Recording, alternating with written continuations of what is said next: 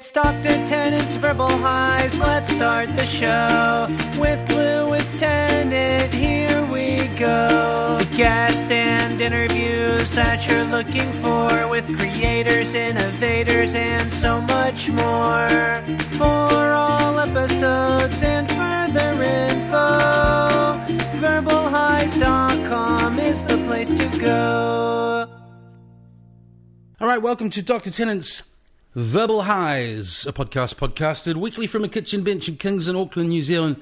Keen to leave the bench. I'm I'm just quickly doing the old intro now before I take a 7-day sojourn to the beautiful Coromandel, to an obscure smaller beach named Whiritoa to read some fiction. Hopefully, very seldom people think I read. They thrust books my way, and of course I read in the general sense, but a voracious consumer of books, not me. But hopefully this weekend I've got 3 books to get through, and a whole lot of fishing to do, and some contemplation on the chair of contemplation.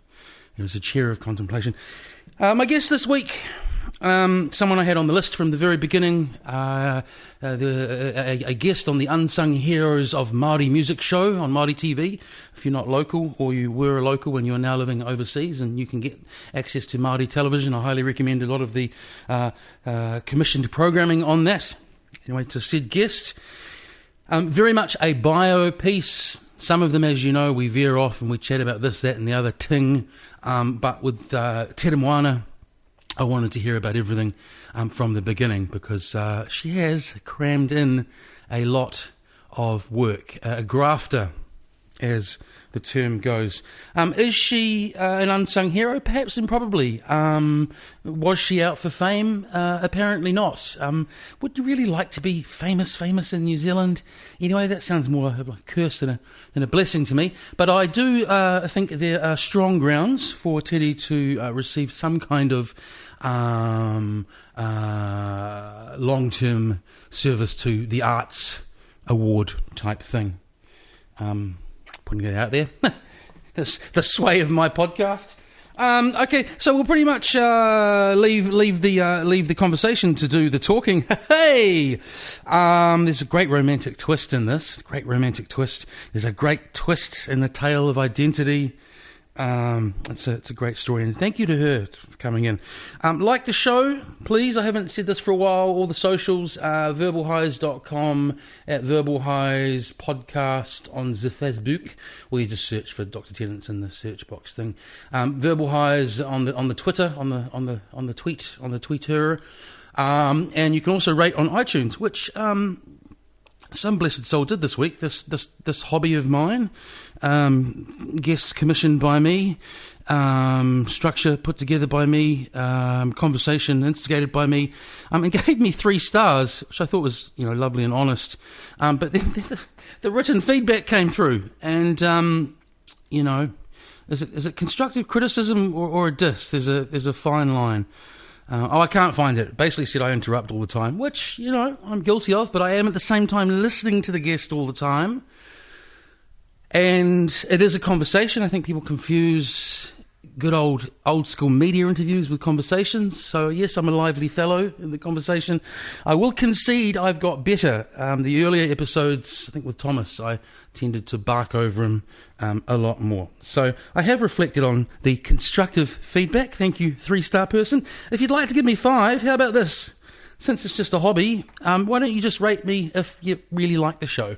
Go to iTunes and do that.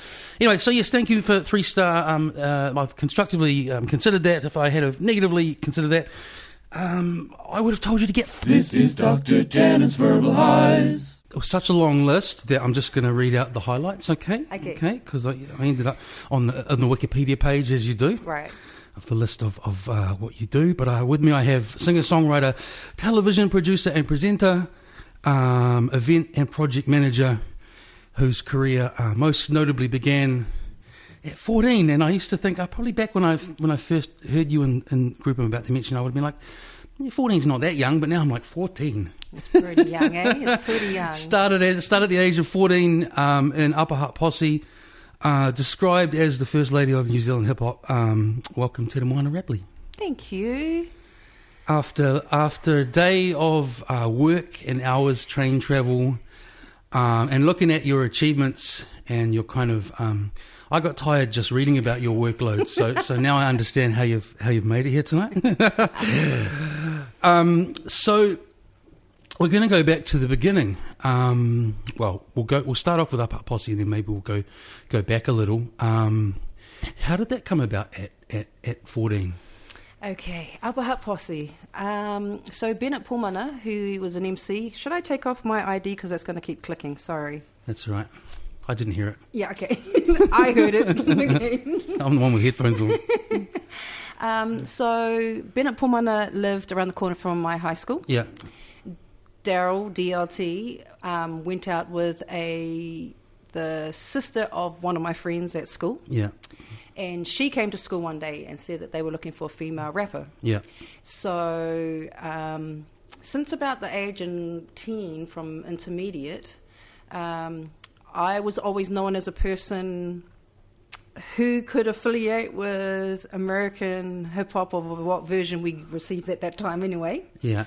That I could affiliate myself with it quite easily. What do you mean affiliate? Well, I was the darkest person at my school for starters, and I had an afro. We'll get to that later on. Yeah. So it was something that spoke to me, it resonated with me. Maybe resonate's a better word. And so it was from intermediate, and I'd known this person who was the sister of DLT's girlfriend. Yeah. I'd known her since intermediate, and pretty much everyone in Upper Hutt that went to my school knew that was what I did. I was a B girl when I was at intermediate. So it started off with breaking. Yeah, of course, like everything else, Yeah, and because that era, I say that era because there was kind of nothing before the 80s in New Zealand. So most people either saw like the Rocket video with Herbie Hancock, or they saw Beat Street, or they saw Star Wars when it aired on TV1 once in like 9:30 on a Tuesday or whatever. Was it one of those things? Because you had to sort of get to it, no internet, no... Yeah. Which one? Do you remember? It was Beat Street. Yeah. It was Beat Street. And then after that was That's Incredible. The kid who was spinning on his head like a million times. That's right. I actually remember that. That's because we all only saw one or two things each, right? That's you right. all come to school, you've all seen the same thing on telly. Absolutely. If you could get it off the channel that your folks were on or whatever. Yeah. So you meet those guys. They were kind of the reggae band at first. Yeah. You were breaking, but that's not necessarily rapping or singing, or did you know then that you had a voice? In terms of, a voice like a singing voice or... Well, I remember as young as 3 years old singing. Yeah. And that was when I was going to kindy back then.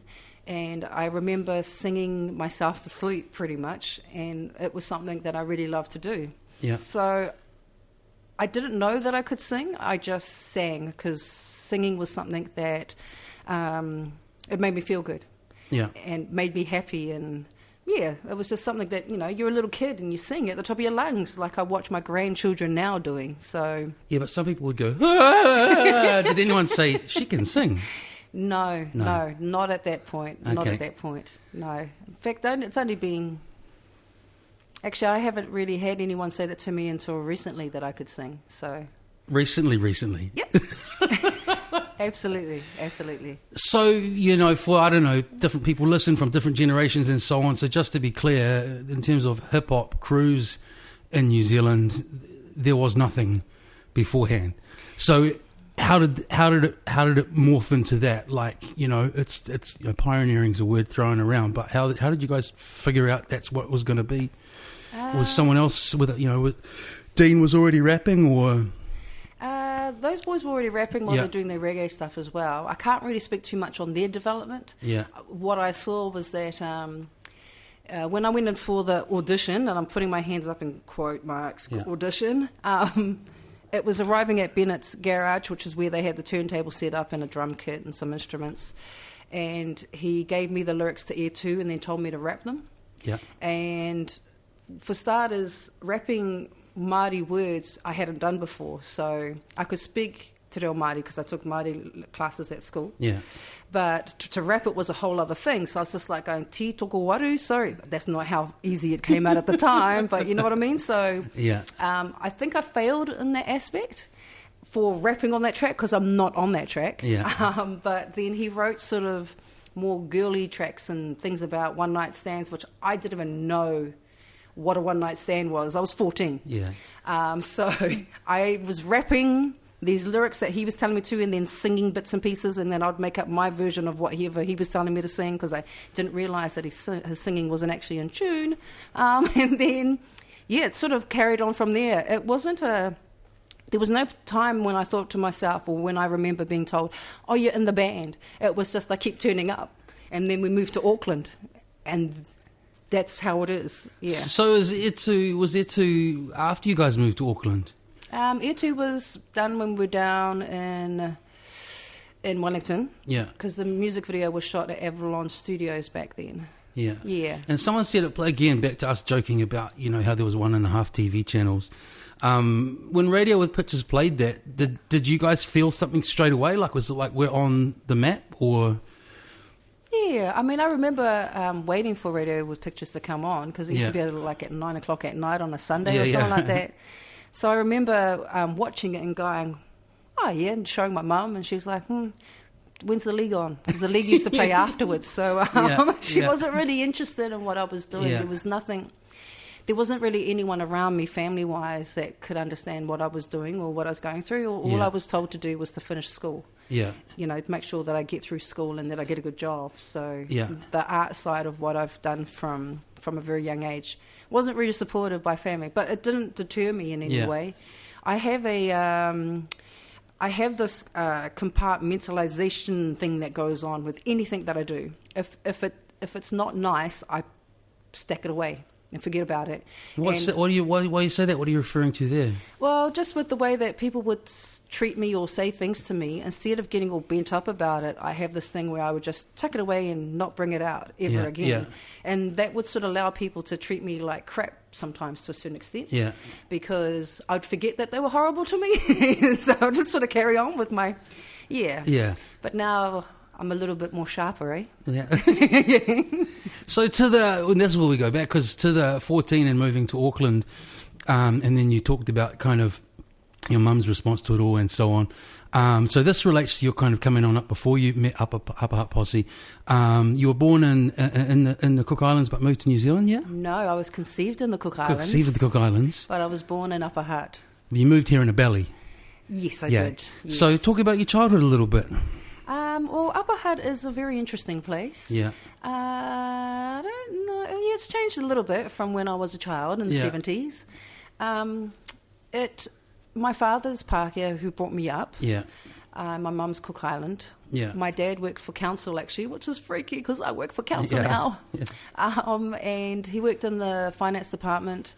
It was normal for me to go up to the council buildings, and everyone sort of... I didn't realise it, but I looked different from everybody else, which is why so many people were either friendly or not friendly towards me. Yeah. But I just carried on. Like I said, I compartmentalised things and just carried on. Yeah. It was a very interesting time for my parents. They had issues and split when I was about 7. And you ended up with your mum? Yes. Well, I had a choice, and I chose my mum. And then she had sort of... some things of her own going on, sort of tough times in the home and stuff. Well, when my mum and dad met in the Cook Islands, my dad was part of a group of young white single males who were sent to the Cook Islands in the establishment of BNZ, the bank in the Cook Islands. Really? Yep. All right. And they sent over single white males. Those single white males came back with Cook Island wives. Yeah, or servants. And my mum was one of them. Yeah. Before she left the Cook Islands, she actually worked as a toll operator at Exchange. Yeah. When she got to New Zealand, she couldn't get a job anywhere else, so she actually was the, I'd say caretaker, but she was a person who basically, there were public toilets in Upper Hutt. Yeah. She looked after the public toilets. She sat in an office day and night, just cleaning toilets after people had been to the toilet. There was also a place where women could feed their children.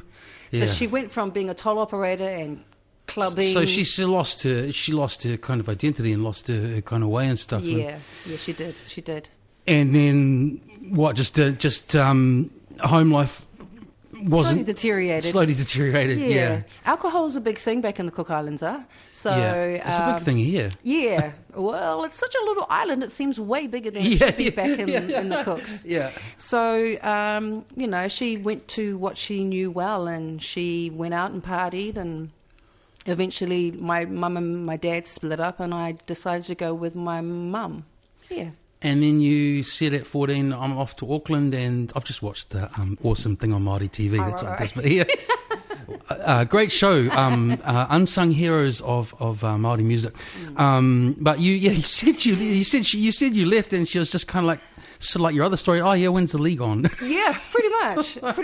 I mean, the thing is that I've actually presented the documentary in different settings. Yeah, and some people cry when they watch it and they're a little bit freaked out, and then they look at me and they sing these things like, "Oh, you used to be beautiful." And I was like, "What?" But you know, my relationship with my mum, regardless of how she treated me or whatever, she's my only mum. She was my only mum. Yeah. And there was never, ever any love lost. Once I became mature enough to understand, there was no love lost between the two of us. I loved her immensely. Well, you explained it very well before, and everything you said about her situation, you know. These stories are everywhere, you know. Yeah. I've a similar thing with my old man, kind of moving from one place to another and things completely changing. Yeah. And unfortunately for him, things have never kind of righted themselves in his life. But yeah, I get it, you know. Like when you see that, when you can get that broader perspective, it's like this person isn't, you know, it's not necessarily, not at all a kind of bad parent or whatever. It's just these things in life, right? They throw themselves. That's right. I'm a mother of 4, so I know, you know, life throws all sorts of stuff at you. It just depends on how you handle it. That's right. Yeah. So you guys are in Auckland, and it sounds like you're saying, you know, you say you move on a whim, but you don't, because you guys you move with a plan of kind of making it. What happens once you get up here? Because you're still, what, 18, 16? 16? No, I'm still like about 14. 14? Shit. We're only at 14 and we're 13 minutes in, okay? So we move up, and I can't even really remember. Oh yes, we stayed with DLT's, with his brother's flatmates in New Windsor. We're around about 88 now. Yeah, and that's actually where. Interesting story. I think it was a bass player for Midnight Oil. His parents actually lived next door to the house that we were in New Windsor. Right. Yes. Yeah. Yep. Okay. So we were there for a bit, and then we ended up getting a place. Street full of rock stars. Street full of rock stars. It was very cute. Yeah. Because my kids actually ended up going to New Windsor School many years later. Yeah. And I would point at the house and go, "That's where me and your dad met." They were like, "Yeah, right." So we moved into town after that, and that was in Mount Street. And at the time, it was relatively notorious for people who worked in the nightlife. Yeah. Most of the bouncers lived on that I knew lived on that street, and that was predominantly the guys that were at the Box or the Siren or Corsaleb or whatever the hell it was called. Yeah. The many names that it had. Yeah. And sometimes we shared power with them by using a long extension cord from one flat to another. Yeah. Other flats had, you know, night workers in other areas. Yeah. And it was a really interesting time. It was a place where people would come to party. I remember lots of different people from different walks of life, meeting them there. And please tell me, have you turned 15 yet? Or what I think I'm about 15 now. Okay. Yeah. Because I think the following year we ended up going to Australia for a tour we were supporting Herbs. Yeah. And it was the same manager that was looking after Sam Hunt, the poet at the time. So we did a little Sydney tour back then as well, and came back, going back and forwards. And then in 1990, you guys, someone from Nation of Islam's over here, and you guys were invited to perform in Detroit. Okay. That's pretty crazy. Yes. Considering, you know, New Zealand creativity, and nothing was really on the map then except for about 5 bands, right? Correct. So How did you guys even get over there? It's a huge mish, right? So Moana Maniapoto was married to a guy called Willie Jackson. Yeah. Not Willie Jackson. Was she married? I never knew those two were a couple. Her name used to be Moana Jackson, but people would get confused. I never put 2 and 2 together. Right, because there's the lawyer Moana Jackson as well. Yeah. And she's a lawyer too. Actually, Moana Maniapoto's a lawyer as well. So it was like, what? So she was married to him, and she had the connect, actually. She spent some time over in America with Sister Tainita, who was the 5th wife of I'm going to say Fard Muhammad, but Elijah Muhammad, sorry. Yeah. She was the fifth wife and the last wife of Elijah Muhammad, who was one of the founders. Yeah. And she had spent some time over there. When she came back, she saw the Up Posse, and we actually went on tour with them. We did a marae tour back then in 1988 or 89 called the Flying Youth Tour. Yeah. And working up to 1990, I had joined one of the More Hunters. She'd asked me to join the band. Yeah. And that's when the tour started getting organised for us to go over and meet Minister Louis Farrakhan. So... And Detroit's not exactly like the most picturesque part of the States. You know, it's got an amazing history of its own. What was it like when you were over there? It was the buildings were derelict. I didn't actually understand what was happening. I think at this time I was about 16 or 17. Yeah, yeah. So I didn't know what we had walked. I mean, to be honest, there's a lot of things that I didn't know when I was going through all the things that I experienced in my musical career. Sometimes I think it's better to colour in the bits afterwards. Yeah. Hard. Well, one thing that would have been important is if Willie had actually told me that I needed to wear a long skirt when meeting the Nation of Islam's leader, because I wore strictly Jordans and tracksuit pants. Yeah. And, remember those Airwalk jackets, the ones with the orange on the inside and black? That's how I dressed. So I actually met him like that. Hey, you with the band, that's the international excuse. Yeah. And what did you play like? Was it like a rally of sorts, or? So we went to the rally, but there was also a gig that was happening in another venue called Latin Quarter. Yeah. And we played there. So who was supposed to be there? Eric B. and Rakim was supposed to be there. Yeah. I don't think they ended up playing, but Flavor Flav was there. Wow. And other brothers, what they called the Fruit of Islam. Were you guys like? Well, I'm doing a wide-eyed thing, folks. I've got a photo of. I'm pretty sure of Flavor Flav giving DLT a high five, because I actually had a little camera back then, so I took photos. Yeah. Not realizing that was something I was actually going to get into. But yeah, it was incredible. It was the first time we got up on stage, and when we said "Everybody say ho," the crowd responded.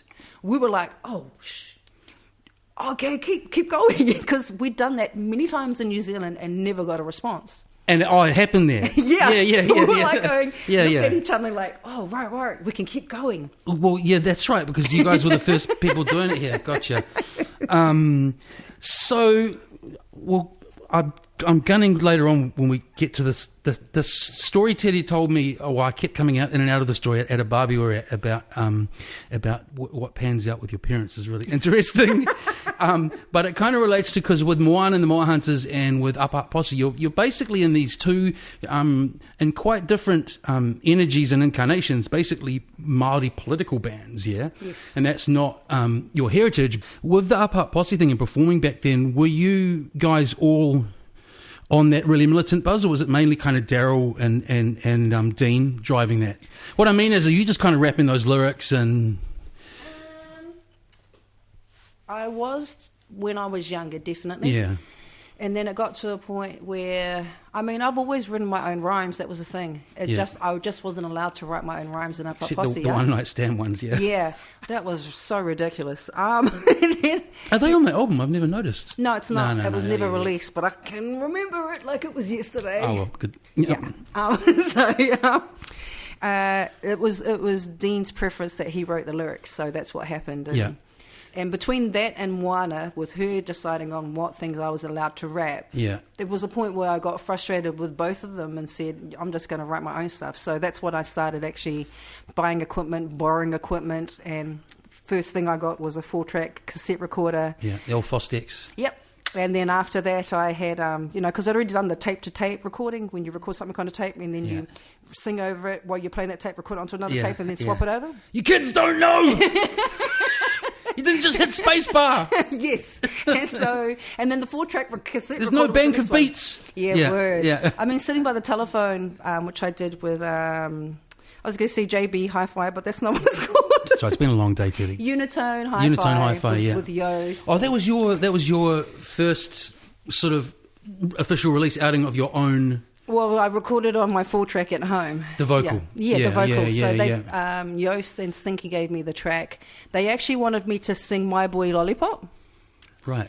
The first reggae tune to blow up internationally. And I was like, so do you need me to sing that high? What am I doing here? And so it ended up, yeah. That's a weird fit for your whole kind of buzz. Imagine everything that I've been through in the past. Just your style of music. Anyway, so you didn't do so that all that stuff was when you emerged as a solo artist. You didn't add any of your own lyrics to kind of Moana or Apart Posse. Not really. I tried to, and Moana did let me perform a couple of songs, but they were usually covers that I was allowed to do in the band. Yeah. You seen that Standing in the Shadows of Motown? Yes. Yeah. Yeah. So it sort of just reminds me of the same sort of absolutely, sort of a but story. I wasn't that dope back then. Stop doing that.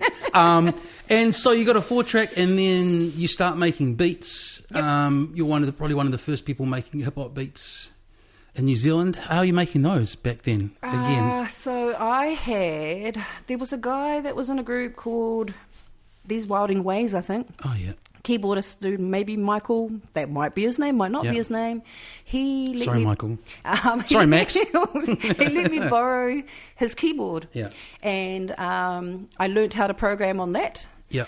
And then not long after, actually. You mean you could program beats as well as? Yeah. Mm-hmm. And then he let me. I bought a Atari ST. Yeah. So I had a couple. So there was a 520 and the 1040s. Yeah. So I had each one of those, and then a friend of mine gave me the software, Dr. T's software, which was a MIDI software. MIDI is just one of the hardest. Yep. There was no beautiful quantized. The thing with MIDI is it's so not the MIDI, like learning MIDI, which I get it. I don't. It's like it sucks all the creativity sometimes out of actually doing anything. Oh right? yeah, especially if you've only got like 1.4 seconds of sampling time when you do get to a sampler. Yeah. To be able to add that to your MIDI, it was tiny. And how were you sampling on this Dr. T's thing into the Atari? No, because there's no hard drive space. No, there is no hard drive space. So after that, I got a Roland S550. Yeah. And that was from Gerard Tahu, who was making beats for Gifted and Brown back then. Yeah. And I hate, again, the audience, I hate to many of you will know of our vintage, but you've also got to get your head around the fact that this wasn't go to rock shop kind of 15 of each thing we're talking about on the shelves kind of business. This was like you had to search. And do you think do you think that limit to creative equipment and stuff almost makes you work harder? Like I'm hesitant to say that the kids these days, they can just whack something together because you've got to be talented. But is there something to be said about having to... You're like, no, I would have rather just had Pro Tools. And I mean, because the first piece of software after the MIDI with your Dr. T's and Cubase was Soundscape. Yeah, which is the first hard disk recorder that I knew of, and that was Rex Visible had that set up. Yeah, and that's when I started learning about hard disk recorders using a computer, and I was like, oh, I like that. Yeah. Where do I get that? So I actually went to the rock shop, went to a shop called, I think it was called the Computer Shop, which shut down like 10 days after I bought a $10,000 computer from them. On how to get all the software to work and the right sound cards, and it never worked. I'm just going to put that out there. So you spent 10 grand on a computer, and then they were like, closing down, sale, gone. Yep. The shop closed down. I got a friend to look at the computer. He told me it was only worth $500. Oh, no. Are you serious? Very serious. So they were basically crims running a shop. Yep, and then they took off. And then when I went back to the rock shop to say, hey, this sound card doesn't work with this, and then they basically said, you need to buy a Mac. And that's when I delved into the world of the Macintosh. And where are we? I'm a nerd for dates. Where are we now, roughly? Early 90s? Yeah, early 90s. Let me see. I may have had a child, so 93. Okay. Yeah. So you have your first child in 93. Yeah. And then we go from trying to stick together all this gear. We got the computer shop that disappeared yeah. with the $500, $10,000 computer. And then and then from there we get to Beautiful People. And so this didn't occur to me till today. You didn't just sing on that. Did you make the beats on that as well? Yes, I did. killer tune. Must have been huge on Active because, I remember playing that tune a lot. So I was surprised today when I think you said it didn't really go anywhere. Did you mean in the mainstream kind of? In the mainstream. So no radio station would touch it? Not really, because... It's so weird, man. Well, the thing is that there was this thing that you could... Because it's pop hooks all over it. Yeah. But I think just before that was Brenda, and I can't remember the other woman's name. They did In the Neighborhood. Sisters Underground. Yes, Sisters Underground came out with that track roundabout, or before my track came out. What was that compilation that everyone talks about? Proud? Proud. The South Auckland... Yeah, so that was... It was all... After there basically having been nothing, it was all bubbling up around then, right? And you're in that. But did someone try and take it to big radio, or? That Beautiful People was released through BMG. Yeah. And they supported it as much as they could. And I mean, they were behind me, and almost everything that I did, they put me in front of international talent seekers and all sorts of things. And they were as supportive as possible. But also remember, I was the only brown female making rap, singing solo. Absolutely. So there wasn't a lot of choice out there for people to get behind. Whether I had enough talent to warrant that attention, I think you did. Yeah. I think I'm just lucky that I was there at the right time in the right place. That's how I feel about it. You keep being, what's the word, self-depreciating? Is that right? Go on. I'm being a realist, actually. Pragmatic. Yes. I'm more pragmatic about, I don't try and wash it over. Like, I know that people look at it and think, that was the golden time of this and that. But I think the golden time that was established in those early years, in the early 90s especially, and then made way for acts like Damn Native, is that we were all family and all connected. And the whole idea of commercializing your music and then stepping on your mates as you walk up, that wasn't happening back then. That was probably my next breath is, would you have even ultimately wanted that? Because what came from that is outside of that kind of whānau and that, early hip hop scene, audiences kind of slowly grow. As you can tell me if I'm wrong here, I do feel like things like student radio meant that you guys did start to get a national audience, Student radio, and it's an audience of music lovers, so absolutely. I mean, student better than an audience of Muppets who heard it on. Absolutely, No, student radio rocked. I mean, I love student radio. Yeah. I don't know what it's like now. But I loved student radio back then. I mean, we did all our orientation tours from university to university. I mean, that's how I found out about. I miss orientation. You know that all changed because students don't have to pay a compulsory student fee. And I saw some amazing. I saw some artists that I normally wouldn't even go to, but I just went because I was curious. Just opened my mind to all these different artists. So you mentioned another. So speaking of your third political Māori band to become involved with, you got involved with Damn Native, and that was, I mean, what a force. I often, I know they've got back together and done stuff over the years, but that album was huge too. Oh yeah. How are those guys to work with? They were my boys. They were, we're family. And is it Danny? Hyper D. So my ex-partner, we had a house in View Road in Mount Eden at the time. So that was actually a place where a lot of our mates would come to. And a lot of Damn Native stuff was created in my studio at that time. And before, he was working with Zane Lowe to create the rest of the beats, and went into, I think it was the lab. So you were making stuff for them? I wasn't making stuff for them, but they were able to use my gear to make the stuff.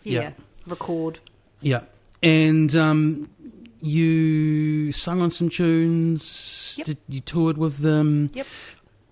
What do you think happened there? Because they just seemed like they were going to pop off again, and it just sort of stopped. I think sometimes the weight of what you are doing when you're in the public eye can have an effect on your mental health. Yeah.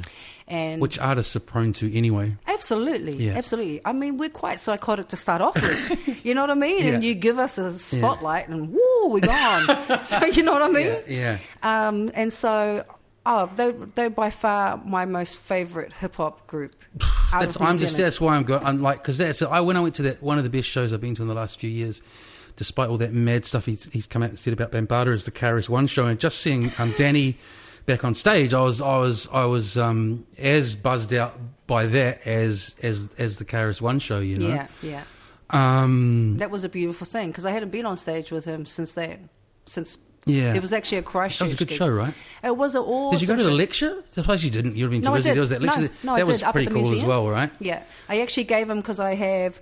What's the book that he wrote? The hip hop. The Bible. There's something in hip hop. Yeah. So I actually had someone give that to him to sign, and because he was showing everybody his one. Yeah. And then someone went up who had borrowed my book and said, "Oh, could you sign this?"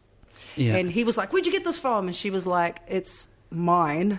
It's not." And he was looking around for his one because he didn't realize someone in the audience would have it. But I've got his signature inside my version of that book. Wow. Yeah. And I remember at the end, he'd just gone so deep, and he's such a great orator that from memory, it was kind of like really amazing stand-up where so like you have 3 or 4 stories, and it's like, where are all of these going? And then they all came together at the end. It was like a story about, strong woman. There was a story about growing up and And then at the end, he's like, okay, someone said, we've only got time for some questions. We've only got time for 2. It's like, we've only got 2 questions.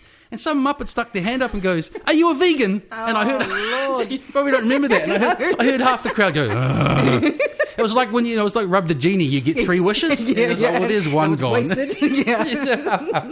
Idiots. So you go from, you're at the early stages of your solo career as a singer and beat maker, and then there's not a lot of cash in it. I think I saw you say somewhere. It's unsurprising. You see an ad to be on the telly. No, I didn't see an ad. Oh. So I was also making opening title music for TV. Yeah. So I'd progressed quite far from my Atari ST. And the person that I was making music for came over home and said, "Hey, there's this new rangatahi show that's coming up," and this was Moko Tini. And what channel? She was on Marae, so I don't know. It goes, yeah. So she was working in TV at the time, and she came over and said, "Hey, there's a new rangatahi show that's coming up. You should audition." I was like, "Really?" And she's like, "Yes." So I went to it. I went to the audition, and I told Bennett, because Ben was at my house. Yeah. Said, "Bro, you should come along." He said, like, "Okay." And so we went along, and we got in, basically. Yeah. Yeah. And the show was? My Time. And it went for years till it stopped, right? Yeah, I think about 10 years. It was on at the end of... And you were on for, 3 or 4 years? I was there for about 8 years. 8 years? But I was away early 2000s. Because before that, I worked on What Now? Yeah. Otis and I did a segment called What's Hot and What's Not for 2 seasons. Yeah. And so I was sort of known at that point because, once again, the only brown face on television, female brown face in that sense. Well, again, with my history lessons for the folks out there, we grew up with I think very little. Billy T was about it growing up. So, in general, I can't remember. I came back early when I went away, I'd come back because I was just in Melbourne. And I remember one particular year I came back, maybe 03, 04, and I was like, shit. And that's how long it took. Before I really noticed, I was like, there's actually, it's still not great, but there's actually way more brown faces on TV than I've ever noticed before. And so at the time, My Time, I think other than that, you probably had an hour of like Te Karere or something like that on Sunday morning at 6 or 7 a.m. So Te Karere was about 5 minutes long. And it was like Sunday before Praise Be. That's right. So Wakahuia was on, and then there was Marae. So Wakahuia was usually about an hour long, and then Marae was about half an hour to an hour long, I think, back then. There were programs in the late 70s and early 80s. Yeah. But those were like Sunday night, TV1, 7 o'clock. Yeah. There was programs like Koha, which is where the people that came up, some of the people that came up with the concept of My Time had worked on those other programs. Yeah. And they realised that there needed to be a youth program because... I was going to say, in terms of something a bit more kind of fun and contemporary stuff, they were a bit dry balls in comparison. So, exactly. So the show, mid-90s... Yep. What was the brief? Like, were you guys, was it just like, because I talked to Nathan from Ice TV, and his thing was like, they almost kind of said, we don't get what you're doing, but just kind of go for it. Keep doing it. Yeah. So was it you guys driving it, or did you have producers saying you should be doing this and that? Or Well, they had 2 seasons where My Time was tagged on the end of Marae, and that was Mike Haru and Kylie Crow. That's probably not her name. But she was married to an all-black dude, Glenn Osborne. So it was her, and I think Donna Pivac might have been one presenter at one time. So that ran for 2 seasons at the end of my life. So that was the testing ground, huh? And then they decided to make it a full 1 hour program, and that's when I auditioned to be a presenter. And when was it on? Like afternoons? It had a good time slot, right? No, it was on Saturday mornings as usual. You know, when people are out playing sports, people with a life. But that changed over the years? No, not really. No. And what sort of stuff? As I say, back to that question, is what did you guys have a hand in directing what you went out and shot and talked to and what you put on it and Eventually stuff? we did. Yeah. When we first started, you know, green as and told to do whatever we did some out of it stuff. But then it got to a point, probably about 3 or 4 years. What out of it stuff? What do you mean out of it stuff? Oh, just like skits and stuff. We used to dress up as Teletubbies. I can't remember what our name was. But it wasn't Teletubbies, but we dressed up as Teletubbies. Because like back to the Ice TV thing, white, brown, purple, whatever, like TV, that around then, went from being quite stale to a few interesting things happening, Yeah. And because I was still doing music at the time, I started saying to my producer, who was very open-minded, he said, I said, I want to go and film, the next ITFs. And what are the ITFs? Oh, well, it's a DJ competition. Oh, can I go out and shoot What's that? a DJ competition? Yeah. So it was when I started filming those sorts of things. And I'm going to put it right now, is that I was the one that started going out and filming that stuff and putting that onto mainstream television. Good. Then everyone else followed. Good. Yes. Yeah. Straight.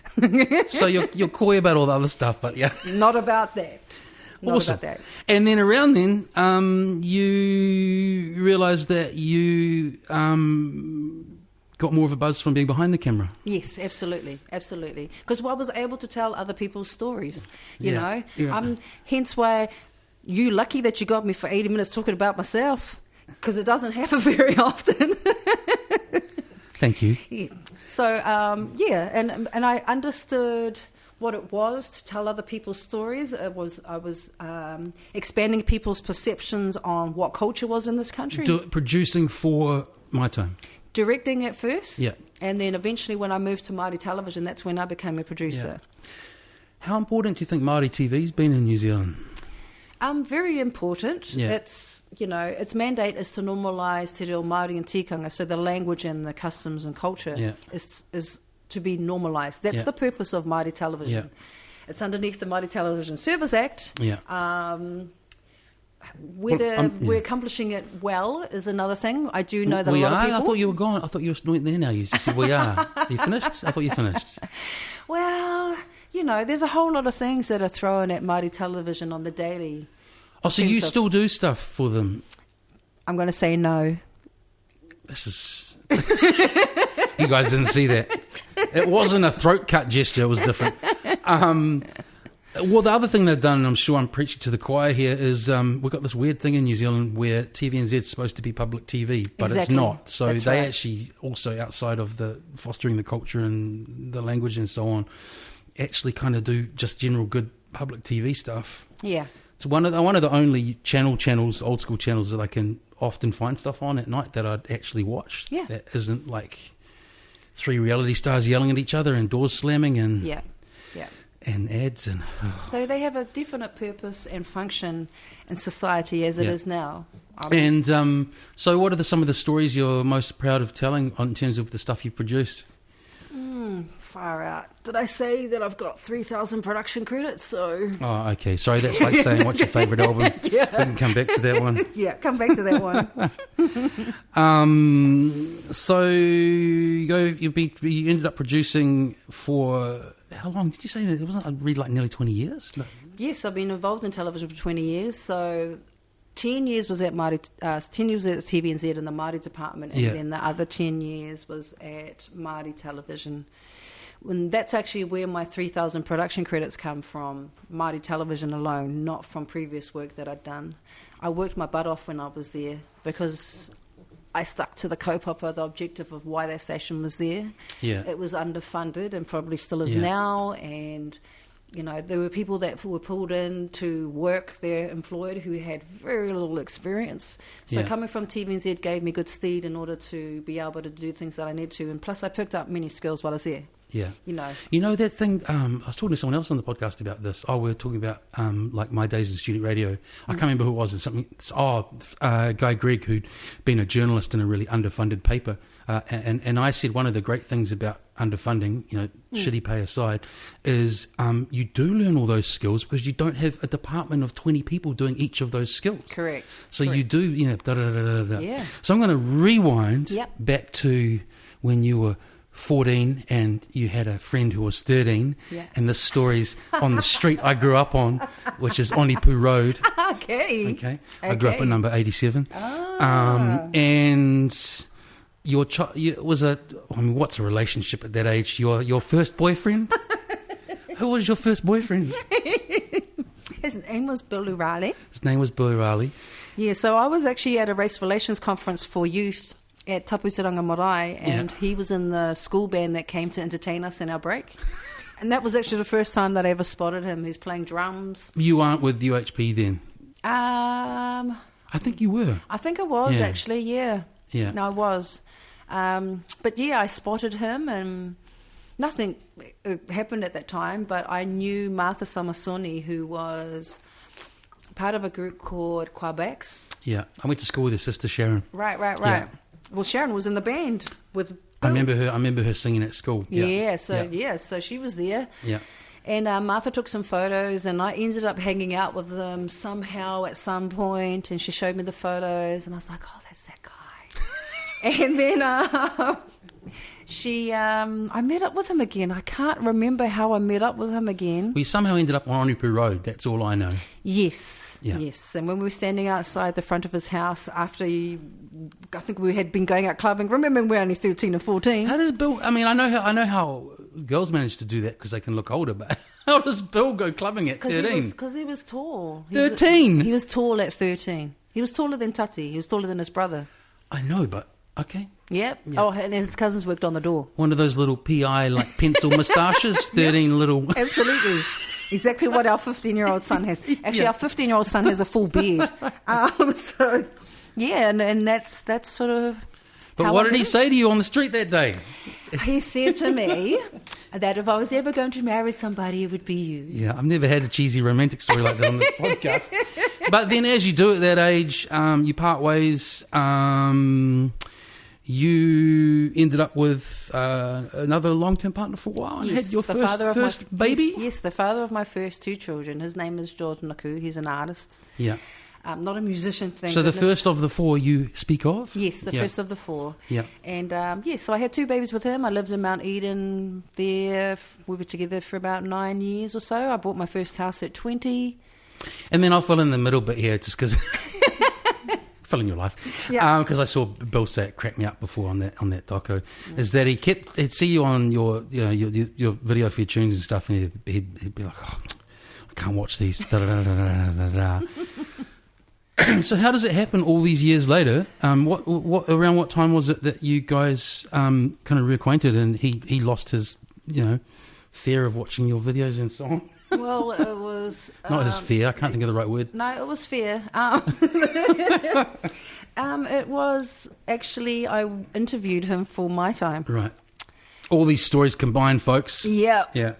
And I was interviewing him on the release of Subcranium Feeling. Yeah. I was talking to him about it, and... Great video. Yeah, definitely. And then... There you go. Yeah, one thing led to another, and then... Here we are now. Yes, that's right. 18 years later. 18 years later, it's amazing. Yeah. And so with Bill, just to add to your many hats and your workload, you actually are behind the scenes his kind of production company, aren't you? Yes. I'm behind everything, actually, that needs to be done for what he needs to do. Yeah. It's only of late that I've pulled back a bit from it. When we were touring Europe and America, and even when he was touring stuff before that. So he was being looked after by He's had a few managers, about 7 or 8 managers, and it got to the point Is where... it that same old music story where some of them were shit and da-da-da-da and... Pretty much. Yeah. Pretty much. Yeah. Managers running off with 40K. And really? Did you see that story that broke about that Avalanche City? No. Did you not see that? What happened? I went through court and his manager had just been systematically since day one completely... I'll find a link and I'll email it to you later on. It's a real interesting story. Sad. So all that kind of, those people, how they get involved in music, I guess they're just business rogues, aren't they? Yes. And so when does this decision made that, or when do you guys go, oh, fuck, we can do this ourselves? Well, it was actually when he was with, what did a festival became Warner's, when that all joined together and then no one gave a stuff about... Mid-2000s or something? Yeah, so when there was... They're all scrambling, going, "What's happening to the music industry?" That's right, and so they didn't People actually jumping out support. windows. Yes, they didn't support They didn't support any of the local artists when that happened. Yeah. And Bill was one of those artists that was caught up in it. And I went to one of his meetings. I thought to myself, let me come to one of your meetings so I can see what happens in your interaction with your record label. And it was utter complete rubbish. They said to him, "Oh, with your next track, Raise Up, we're going to take it to the underground." He was doing this motion of going underground. We're going to take it to underground, to the streets. And I was like going, does this fool know that your audience is actually white? Yeah. Because is most of Bill's audience white? Yes, absolutely. Yeah. Because he is an atheist. And what are most Polynesians? Not atheists, huh? Yeah, no. And so when I sat in that meeting, I just looked at him and says, you need to get out, because this is ridiculous that this dude's getting paid this much money and they're taking this much money out of your budget to sell you these rubbish marketing plans. You know what's funny? Do you reckon that rep would have even known that you were in fact the person at the meeting from the original underground of New Zealand hip-hop? No. Well, No, we were dealing with children at the time. Yeah, there's that too, right? Yeah. And so conversation in the car on the way home, we can do this. Well, pretty much. And he says, really? And I said, yeah, I reckon it wouldn't be too hard for us to figure it out. And so we waited till the contract finished with Warner's, which they sent a love letter to say, your 3-album deal is now complete. Thank you very much. See ya.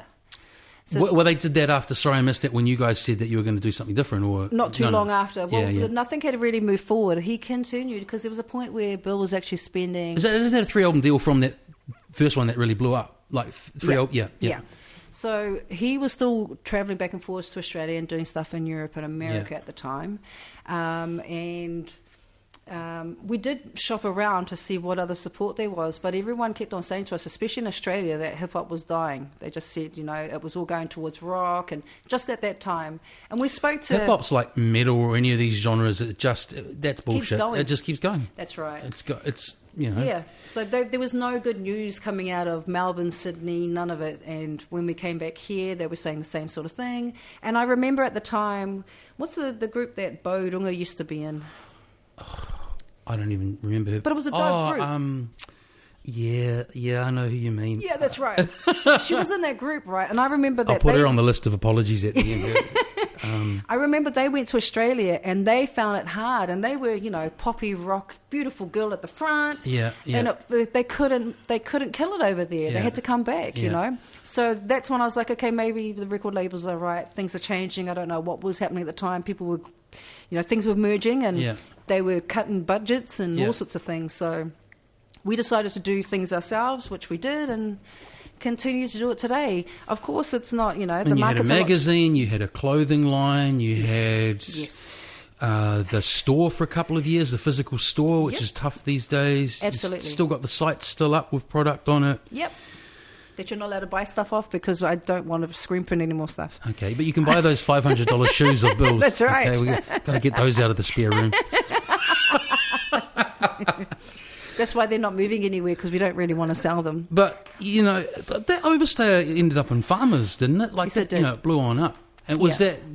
How did you go to meetings to get that into place? No, I don't even know how you do that. No, how do you do that? That was all Bill. Bill actually basically walked in with a piece of paper with some designs on a T-shirt and said, this is my clothing label. Yeah. You should, buy it. And you guys must have done all right out of having it somewhere like Farmers. He walked out of that meeting with this piece of paper with a $300,000 deal. Great. Yeah. Nice. And then he hooked up with a financier who helped support him to create all the products and to bring it into New Zealand and supply farmers, because you have to have at least 500 of everything in every size. Yeah. which did well, and it was the first local label to be introduced to the urban streetwear that they just introduced into farmers. Yeah. So it was a really good time for him. Yeah, good time. Yeah.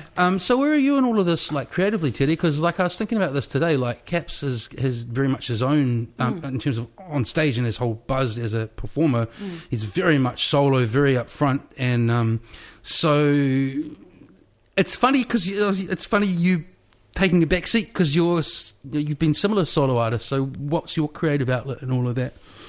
Because you guys were doing shows together, weren't you? Well, more so me for him. I'm saying you're happy to take a back seat. I'm very happy to take a back seat. Yeah. I started DJing for him about... Sorry, I have to keep doing it by motion of how old our children are. So our youngest is 15. That was a belly thing. Yeah, that was a belly thing. Pregnant shape? Yeah. So he was 15 and we were down at the gathering when he was 3 months old because I have him in my photo ID and that was probably one of the last gatherings. And then after that, I think we did... You were 15, I don't understand. No, the child is 15 now. Yeah. So it's 15 years ago. Yeah. And 2002. So he was in my front pack Yeah. while I was DJing. So that's how I can remember. Okay. Yeah, because I remember we did... what was the reggae festival that Bree does in Raglan? Stop asking me these obscure questions. Okay, don't you know? Raglan Soundsplash? Yes. Yeah, okay. Yes. Got that one. I remember because there was a video that was Stella. shot. Bo Stella, Romeo. yes, yay, thank you, Lewis, because that would have sucked. Okay, we've covered it. Everyone, yeah. That's Bo Ronga's old band, right? Okay, yeah, Stella. Yeah. I remember because there was a video taken at Reggae Soundsplash, and I had Baby in a front pack. So that's how I remember when I was DJing and doing things for him. Yeah. I didn't really step into the role of organising things till a few years later because remember throughout this whole time I've had a full-time job. I know. It's amazing. It's like, do you sleep a full 8 hours or? No. I don't know how people do that. I can only sleep 2 hours at a time. You don't sleep 2 hours a day though? I can. Really? Yes. Well, hence, you don't start to get grumpy or like start to like no. go through red lights or start to... So when we were pushing Bill through Europe and the States, because I had to work in 2 time zones, I survived on 2 to 3 hours sleep per night, 7 days a week, for 6 years. And you didn't feel run down, or you just did it, just a grafter? It could possibly be the reason why my body shape is so exquisite. A lot of cortisone stored up from not sleeping. That I always thought that like with because just a travelling thing reminded me of the jet lag thing, which is another thing separate to when you sleep and stuff. When I first did my big long haul flight, people would warn me about jet lag and blah blah blah, and I didn't really get it. And then I realised, I think that performer lifestyle, because I was DJing a lot then, I think that like having to be one place at 2 a.m. and then somewhere else at 8 a.m. and then da-da-da-da-da, I think that like protects you against jet lag compared to your 9 to 5er who's in that, my rhythms were already messed up. Yes, correct. Is kind of what I'm saying. Yeah. No, that's the same with me too. So back to this amazing story I wanted you to retell because I only got part of it. This search for identity, because we sort of touched on it with being in a Māori, few militant and political Māori bands, not being Māori. Yeah. Your father being a white dude who ended up in the Cook Islands. Yep. Your mum being Cook Island. But through all of this, people would say to you, you're darker than everyone else, or you look a little different. And then a friend went to Jamaica, or is that how the story goes? No. It's a terrible intro. I'm going to edit that bit out. So, I spent most of my life working in or doing things that were Māori, So being part of things that are Māori. Yeah. I was creating Māori television for 20 years. Yeah. So a lot of people thought that I was Māori. Yeah. From here, which I would say to them, I am Māori, because when we introduce ourselves, when we say, you know, who we are back in the Cook Islands, we actually call ourselves Māori. Yeah. So I wasn't lying. It's just that I was from way up north, further than Cape Reinga. You know what I mean? So I would introduce myself to people like that. They'd be a little bit confused, but there possibly might have been, no, I was pretty upfront with it. I'm Māori, and that's what my mum called herself. Yeah. Sorry, I didn't mean. I've told that bit of the story wrong. I didn't. Yeah, I'm just getting to the sort of twist in the tale, which is quite out of it, to be honest. Yeah. So I went to. Would you like me to tell you how I discovered? Yes. Okay. So I grew up thinking that I was half Pākehā and half Cook Island Māori. Yeah. When I was, I have to go back. So my 19-year-old, he was about 1. So about 18 years ago, I went to the Cook Islands. I got hired to do a rugby league tournament, to do the opening, the national anthem and stuff. They actually wanted Annie Crummer, but she wasn't available, so they got me. Without actually listening to any of the music that I made. And you couldn't Google it, so they didn't actually know what I made. They knew that I was part of the Moor Hunters, didn't really look at our pop posse, but they sure as hell didn't know the music that I made myself. So I was making rap music, and quite hardcore rap music. Yeah. I read a lot. You didn't get up with the Jordans and the da-da-da-da-da on again like in Detroit, did you? Yes, I did. Oh, you did? Yeah, I did. But the song that I rapped was about how Captain Cook came and his peeps came and raped our woman. Yeah. Didn't go down too well. But before that, I sang the national anthem. And then I freaked them out. Yeah. And while I was freaking people out, this guy... What do you mean you freaked them out singing the anthem? Well, no, the anthem, because I didn't know the Cook Island anthem before I left for the Cook Islands to sing their national anthem. They didn't tell me what I was doing until I got there. Couldn't Google that either. Well, it was all by fax machine. Yeah. You know what I mean? And when the fax came through, I could hardly read it. So I was like going, there's something about going to some rugby league thing. Yeah. So when I got there on the Friday, and the gig was on the Saturday, and I flew back on Sunday morning, when I got there, they taught me the national anthem. No one would sing it to me, so they played me an operatic version of it. So that's how I sang it. That's not how the rest of the country sings it. So, yes, it was quite a memorable performance. Was it just a silent stand looking at you? Like, I was holding on to the notes way too long. Anyway, when I go to catch my 2 o'clock in the morning flight back on Sunday morning, back to New Zealand, this dude sitting, we're in a 4-seater, this dude sitting at the end, I'm sitting at one end, and he keeps staring at me, and I'm like, dude, why are you staring at me? And I just look in the other direction, and then he goes, hey, your brother's Daniel. And I was going, oh, yeah, I've got a brother called Daniel who lives in New Zealand. He goes, no, your brother Daniel here. And I was going, no, I don't have a brother called Daniel.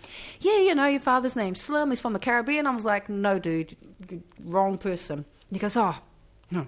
You sure? I was going, yeah, I'm pretty sure. I'm pretty sure that's not my dad. And that's not my brother. Because they've had no... idea. Inkling, but you have had no inkling of... This just sounds like a crazy story because it's just completely not your life narrative as you know it. Absolutely. So I get home, and at that time, I'd already bought my house, and the house was cut in two. And one side we lived, and my mum lived on the other side. I went straight to my mother's side and said, who the hell is this guy called Slim? She's like, oh, you better sit down. I was like, what? So I sit down, and she says, oh, did he put food on your table? And I said, well, no, I don't even know who you're talking about. And so, he's not your father. And I was like, well, okay. So I thought that... Hang on, she said he's not your father. Oh, yeah, okay, yeah. Because he didn't put food on the table. Is that a customary thing? Yes. Okay. I didn't know that at the time. But you didn't meet him either, so there's no opportunity. So I was just like going, oh, okay, he's not my father. Yeah.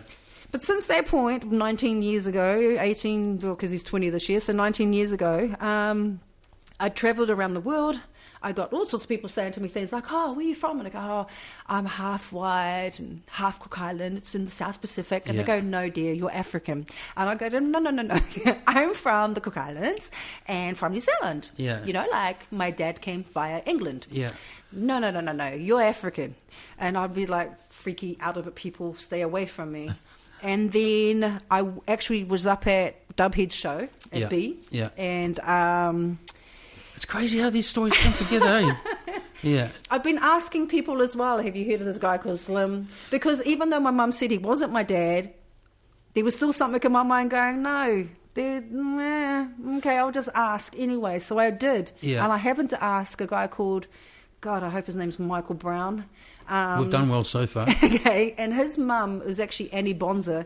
Now, back in the 90s when I was slim, I actually modelled for her. Yeah. She used to make these beautiful wedding dresses and gowns, and she had a shop on Jervois Road. Yeah. And I was just started talking to him, and Pat goes to me, oh, the bro's from the Cook Islands, his mum's did it. And I was like, really?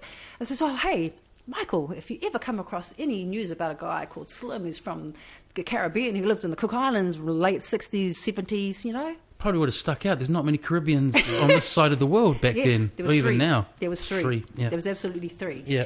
And he said, oh, yeah, okay. And then 6 months later, he walked up to me while I was standing at some shops at Freeman's Bay and says, hey, I found your sister. Starters, I didn't know who the hell he was.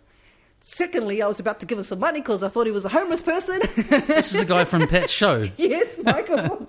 Sorry, Michael. Or it might have been Jason or Michael. It's one of them. They're brothers. Yeah. And then he said, I found your sister. Her name's Myra Tremel. I was like, what? And he goes, yeah, your sister. She's on Facebook. And so I said, okay, will you message me? And, I'll follow it up. And I went home and got on the computer. So what's your headspace with all of this? Is it like a voyage of discovery, or is it kind of doing your head in, or is something in you going on? Had you always thought maybe I've got different heritage, or no? Remember me saying that I compartmentalize things? Yeah. I just compartmentalize. Yeah.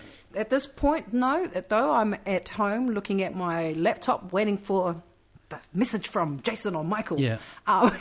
So you're just in kind of logic mode rather than really emotional about it or whatever. You're just like, okay, well, let's just see if this out of it thing, how it plays out. Yeah. And so I started Googling her name, and the photo of my nephew came up and my sister that I didn't know because they were tagged in there. She was tagged in there as Myra Tremel, but it didn't actually say that was her name. She was just tagged in it. Yeah. And then she was hugging this kid who was definitely my nephew, and I was looking at the photo and looking at her, and I was going, whoa, we look half sister. Yeah, we look the same. Whoa. And especially she lives in New Zealand? No, she lives in Australia. Okay.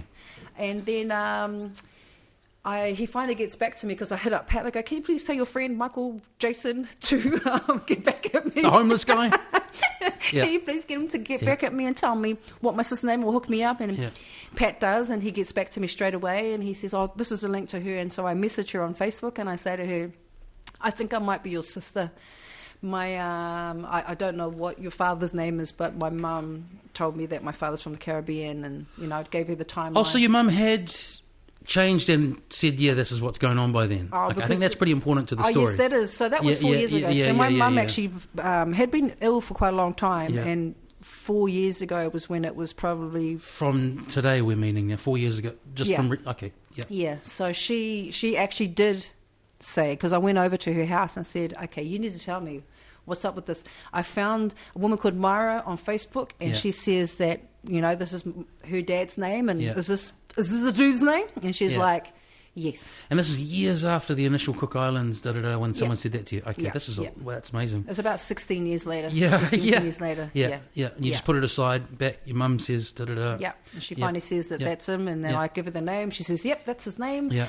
She was like, her admission to it was like, oh, you passed me a cup of tea. It wasn't like, it was no like, oh, yes, that's your father. There was none of that. Yeah. She was like, oh, yeah, that's his name. I was like, okay. So I continued the conversation, and my sister gave me my dad's phone number. I spoke to him on the phone. He was living in Seattle at the time. And was he receptive? Very receptive. Oh, cool. He was a little bit... suspect at the time, because he was just like, tell me about your mother. And I was like, this was the horrible thing. Well, not the horrible thing, this is the Jamaican thing. My father worked on ships, so he went from island to island. I was going to ask how did three. So how he ended up on the Cook Islands was there was a guy, and I think the family was a Brown family. Yeah. He went to the Caribbean looking for a ship to bring back to the Cook Islands to use it for shipping, and my father happened to be, because he was a ship engineer. Yeah. And my father happened to be working on one, and this guy was in Cuba. Yeah. And picked up the ship, and then my father said to him, hey, do you want us to, take it all the way to the Cook Islands? And he said, oh, yeah. And so there was three of them. 3 cats from the Caribbean, and that's how they ended up in the Cook Islands. Wow. Yes. So he's an adventurous type. He's a ship engineer. Yeah. Should have said they were pirates. That would have been more awesome.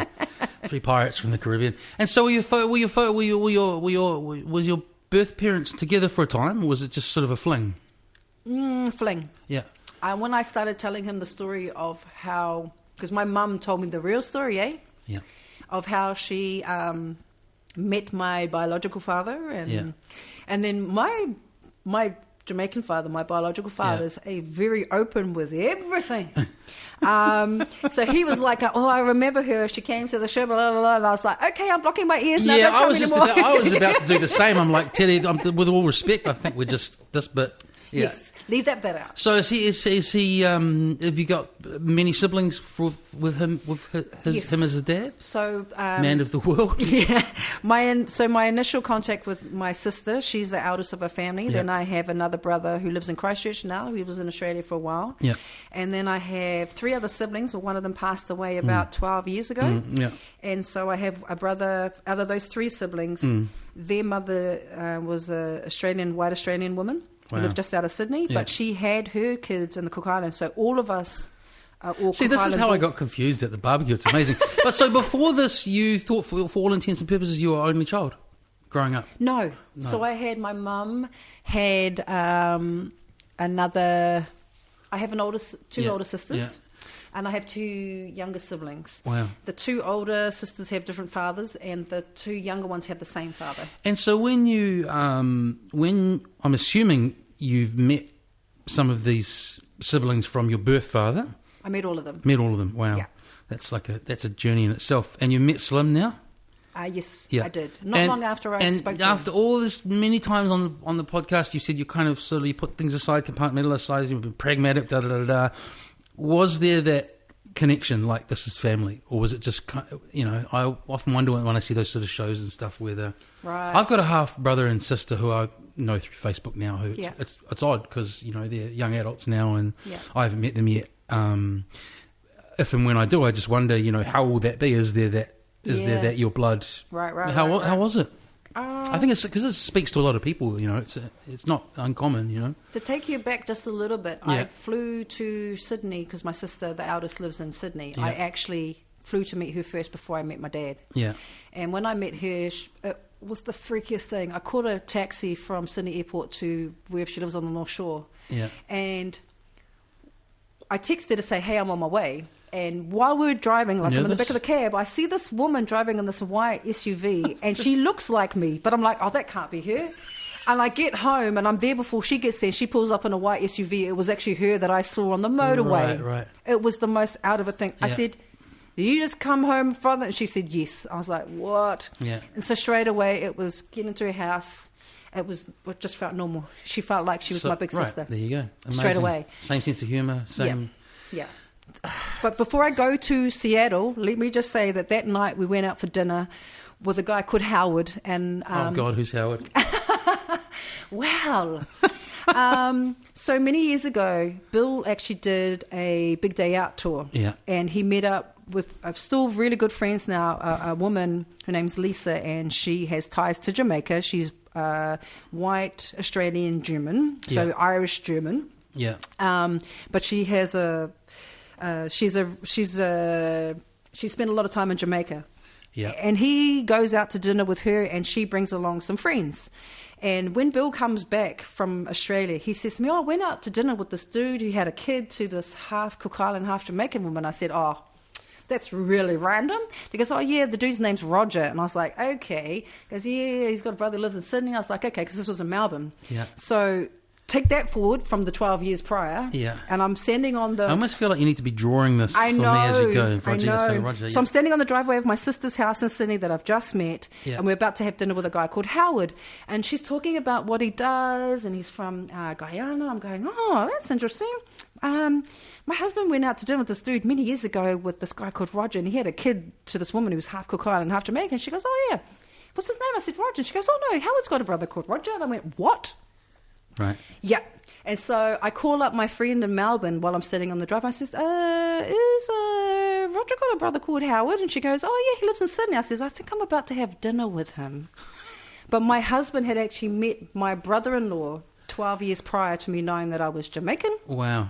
Yeah. Had you guys, because I know you and Bill have travelled extensively with music, had you played in the Caribbean before all of this kind of, you knew this was all confirmed that was your old man and so on? We hadn't played, but we went to Jamaica for our honeymoon, and on our honeymoon I happened to be shooting for Māori television. Yeah. As you do. And I had... I went to Reggae Sunfest. Yeah. 3 nights, and I was shooting things, but when I landed in Jamaica, when we landed in Montego Bay... Yeah. This is before I knew I was Jamaican. Yeah. I said to Bill, this feels like home. It's freakish how this feels like home. That's amazing. This is all because there's so many, like nature and nurture is such an out of it thing. Yeah. And there's really something in that, right? Because you've just talked about both place and people. Yep. And the sense of connection based on kind of biological origin. It's amazing. So you're gonna see Slim again? Yes. So I... I've got one last question about all of this. Okay. It's important too. Okay. No, go on. Slim. Okay, so after I think it was around about May, I found out. September, I got to speak to him. November, I flew to Seattle to meet him. Yeah. And when I arrived, he had a Thai partner at the time. Yeah. She came out. I was dressed in a skirt and jandals because, that's what you do when you come from a warmer climate. It was freezing when I got there. She greets me. Oh, Seattle, yeah. Yeah, that's right. Yeah. My flight's delayed by 3 hours, so it's cold and dark. Yeah. She comes out to the gate. I say to her, Sawadee ka. She's like, what? She's speaking Thai to me. And I said, I spent a little bit of time in Thailand, so I just know greetings. Yeah. So she brings me inside because it's cold. The house is warm. Dinner's actually on the table, and they've already eaten because they were like, man, she's like 3 hours late. Yeah. And he's just like, put your bag down. Come and eat. It was the first thing he said to me. Yeah. Put food on your table. Yeah. And then I sat down and ate with him and just wanted to keep hugging him. And I got my hug in there and I felt like I was home. All right. So you're not as pragmatic as you said you are. That's a nice end to that. So you might be able to guess what I'm going to ask in all of this, because there's someone to me that potentially gets a bit of a bum rap in all of this. One person we haven't sort of covered since the beginning of the story, and that's what about your dad that you're growing up with? How did he take all of this? Not too well, because because it's sort of like that's a lot for him to take in as well. Look, I carry right? his last name. Yeah, Rapley is his name, right? Yeah. And I love my dad. Yeah. Like, anyone mess with my dad, I take you out. You know what I mean? Don't mess with my dad. Yeah. He's a beautiful, beautiful man. Yeah. He put up with my mum. And did he know this from the beginning? No, he didn't, because I actually flew down. He lives in Wellington. He actually still lives in Upper So Hutt. he thought he conceived you? Absolutely. Wow. If I showed you baby photos. Yeah. Very proud. Yeah. White man holding this little Afro baby, He's very proud. I was his first child. And so he's very proud of me. But when I flew down to Wellington, I had a meeting down there and I was like, take Dad out for lunch. And I told him that I found my biological father. He started crying at lunch. Did he know any of this was going on before? So you just took him out to tell him? I just went down to go surprise him, say, hey, look, I found... And he broke down. Oh, man. And didn't talk to me for 3 months. Yeah. And then he finally called up and, he apologised for not talking to me. He was just so devastated, and I understood. Yeah. But you're both, victims is the wrong word, but you're both innocent parties in all of this. Yes. So he obviously realised that. Yeah. So, I love my dad to, You got two now. Yes, Some people don't have one. So, that's right. That's right. And my biological father, he was always, you've already got your father, and I said, yes, I do. Yeah. So, That's a nice ending to all of that. Yeah. But it might be one, as I say, that people listening, you might be rewinding back a bit just to get, hang on, so who? What? And then there was that person, and then the brother-in-law, and then Bill had dinner with them 10 hours earlier, and then... Yeah, that's right. Yeah. So, your kids, anyone followed the music buzz? Yes. So the eldest is actually, he's been making beats for a while. Yeah. He was first sort of collecting music and then getting samples basically and building up his sample collection. Yeah. So when I say samples, not like samples like we used to have, like full on drum loops, but actual kicks and snares and hi-hats and he's a bit of a, I'd say he's a bit of a guru on that when it comes to audio nerd. Yeah. Well, when good lineage. was it RZA that came here? Yeah. Lord. He's probably getting to meet people like that through you, isn't he? Well, that was the only time that Bill and I actually stood backstage to try and get our son to meet him. Yeah. And he's how old is he now? Son? He's 24 now. So he would have been, 22 or something a couple of years ago? No. He was about 15 or 16. Go to school, 15. Met RZA. Yeah, what's up? What's up, bros? I met RZA. Yeah, that's right. And so he goes to RZA, hey, where did you get that snare from that? Yeah. RZA turns around, looks at him and goes, what the? How old are you? That's awesome. Yeah. So I was like, that's the one. Yeah. Yeah, so he's gone into music, but he's also studying to be a chef. Yeah. Because I've told them to get real jobs. Yeah. Eh? Yeah. The youngest one has been making beats. He's 15. Yeah. So he's been Are making... they what sort of hip-hop stuff as well? Or? A variety of music, actually. Yeah. You know, a little bit of trap, a little bit of drum and bass, a little bit of, you know, whatever tickles their fancy, really. So you're supposed to do the opposite of what your parents do, don't you? I mean, they could have at least done music, but like string quartet or something like that. Cello player. Yeah, no, he's right in there. And I was fortunate enough to, I mean, he gives me, well, he doesn't give me, I go through his laptop and take beats off and go, this is mine. Yeah. But we actually worked on a track together recently, and it's taken a wee while for us to get to that, because that particular child he picked up an instrument when he was 3. I got an idea for you, and I think somewhere like Explore would be perfect. Family band, like Morgan Heritage, you know? Yeah. That would be awesome. No, hard. Well, they actually played with us at Explore this year. Yeah. How were they? I mean, I've got a lot of their stuff on 7 inches, but I've not seen them live. Are they a great band live? Oh, they are. We saw them in Jamaica. Yeah. It's a place to see them. Morgan Heritage is incredible. Yeah. Incredible. Yeah. Yeah. Who you think's the bright lights in local music at the moment? What do you think of Lord, Teddy? I like her. Yeah. Yeah. Do you think she's going to last the distance? What I'm meaning there is, so this isn't, I'm not like, it's not to do with her necessarily, but that whole industry thing, all that hype around her. Oh, right, she's got a lot to live up to. Do you think she'll be this? I have no idea. I have no idea. Yeah. You know, that's like trying to predict the future. Well, I think you'd have I think you'd be someone to ask the opinion of whether you think that's, do you think she's got it? Like people say she does at that. I don't know what people say about her. I just see what she does. So I see what she does, and I see how she performs live, and I can see the same sort of passion and fire inside of her that I would see in myself, actually. So good. Well, that's pretty good. What do you call it? Not recommendation, evaluation. Yeah. We're nearly there. Woo-hoo. Get me out of this place. No, that's awesome. I think I could say here, thanks for coming in. Thanks for being so honest and upfront. And just to clarify with when I said before about the connection to kind of Māori culture and so on, I didn't want that to be taken the wrong way. I was angling towards more this out of it story about your own cultural history. Yeah. And it was actually cool seeing in that doco Daryl saying what didn't need to be said, that you are actually in effect Māori as well, because you were part of that whānau, Yeah. So I just, before when I said that, I was like, I don't want that to be at all construed the wrong way. Yeah. But it's an interesting, that whole family, that is a really interesting story. It's making me feel like maybe I should make the connect with this half bro and sis, because you only get one life, right? Yeah, but at the same time, be ready for disappointment if it's not what you expect it to be, because that's what a lot of people were saying to me.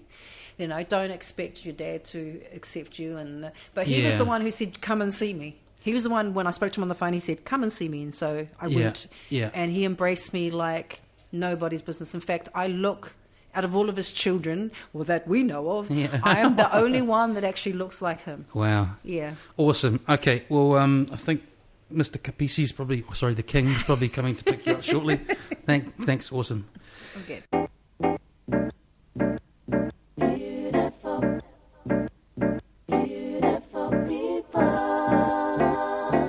Yes, you are.